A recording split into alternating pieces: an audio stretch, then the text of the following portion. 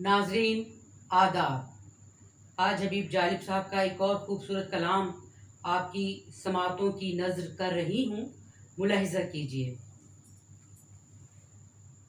कोई शेर नया, कोई बात नई, कहने का जतन करते रहना। कोई शेर नया, कोई बात नहीं, कहने का जतन करते रहना। अनमोल है पल पल जीवन का, आहें न यूं ही भरते रहना। कुछ काम नहीं आती आहें, चलने से सिमटती है राहें। तकदीर पतों मत क्या यारो, बैठे बैठे धरते रहना।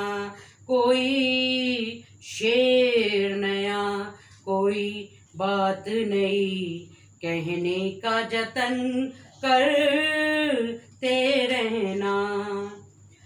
सर डाल के चलते रहने से कुछ और भी ऊंची होती हैं।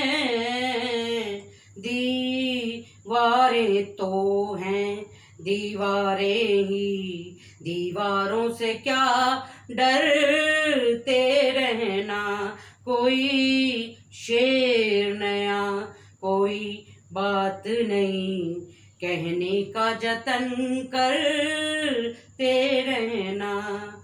दुनिया को अगर सुलझा लेंगे, हर मंजिल को हम पा लेंगे। अब एक जुल्फ के गम में,